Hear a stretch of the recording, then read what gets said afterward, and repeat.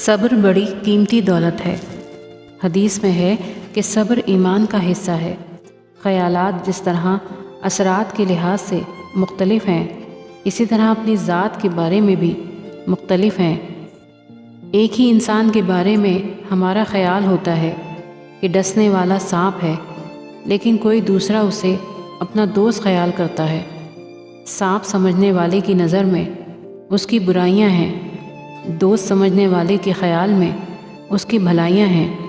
ہر شخص میں کچھ برے یا بھلے اخلاق ہوتے ہیں، سو ہمیشہ کسی کے اچھے اخلاق پر نگاہ رکھنی چاہیے۔ حضرت یوسف علیہ السلام باپ کے نور نظر تھے، لیکن بھائیوں کی نظر میں برے تھے۔ چیزیں ہمیشہ ویسی نہیں ہوتی جیسے وہ نظر آتی ہیں۔ موسیٰ سے اپنے بیٹے کو دریا میں پھینک دینے کا کہا گیا۔ حضرت یوسف علیہ السلام کو کنویں میں مرنے کے لیے چھوڑ دیا گیا۔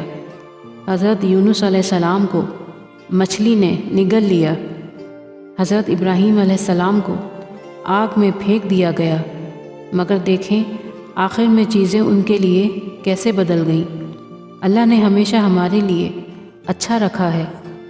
شروع میں شاید اچھا نہ ہو، یا شاید ہمیں ہی اچھا نہ لگ رہا ہو، مگر اختتام ہمیشہ ہماری توقعات سے بڑھ کر اچھا ہوتا ہے۔ اگر آج آپ کو بہت سی مشکلات کا سامنا کرنا پڑ رہا ہے تو یقین رکھیں اور آنے والے کل کے لیے دعا گو ہوں اور پرعزم رہیں۔ معجزات تبھی رونما ہوتے ہیں جب آپ اللہ سے رہنمائی لیتے ہیں۔ تمام طاقت، تمام حکمت، تمام دانائی اسی ایک کے لیے ہے، صرف اللہ پر توکل کریں۔ زندگی آپ کو بار بار مخلص شخص سے نہیں ملوائے گی۔ جب کبھی آپ کو عزت دینے، خیال کرنے اور آپ کے اچھے اور برے دنوں میں ساتھ دینے والا ملے تو ایسے انسان کی قدر کریں، کیونکہ دنیا پہلے ہی ایسے لوگوں سے بھری ہوئی ہے جو اپنی تمام تر خوبیوں کے باوجود ٹھکرا دیے گئے۔ سنو، تم بہت خاص ہو کہ تمہیں لوگوں کے آسرے نہیں چھوڑ دیا گیا، بلکہ اس نے تمہیں درد دے کر اپنے در پر جھکا لیا ہے۔ وہ جانتا ہے روح کی تہوں میں کیا ہے، وہ تمہاری ہر تکلیف سے آگاہ ہے، وہ واقف ہے تمہاری بے بسی سے، لوگوں کے رویوں سے۔ تمہاری پریشانی اس سے چھپی ہوئی نہیں ہے، تمہارا اس زندگی سے تھکنا، رونا وہ سب جانتا ہے۔ سنو، تم خاص ہو کہ تمہارا رب بہت قریب ہے۔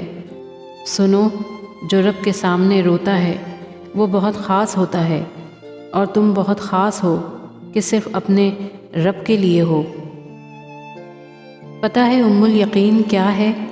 جب دماغ کی رگیں 100 طرح کی الجھنوں میں ہوں اور اسباب کی جگہ سوالیہ نشان آ جائے، اس وقت اس بات پر یقین رکھنا کہ اگر اللہ چاہے تو آگ جلا نہیں سکتی، سمندر ڈبو نہیں سکتا، مچھلی نگلنے کے باوجود ہضم نہیں کر سکتی، اور چاند 2 ٹکڑے ہو جاتا ہے۔ اور پتہ ہے جب انسان سب کچھ اپنے رب پر چھوڑتا ہے تو وہ رب بھی اپنے بندے کے یقین کو قائم رکھتا ہے۔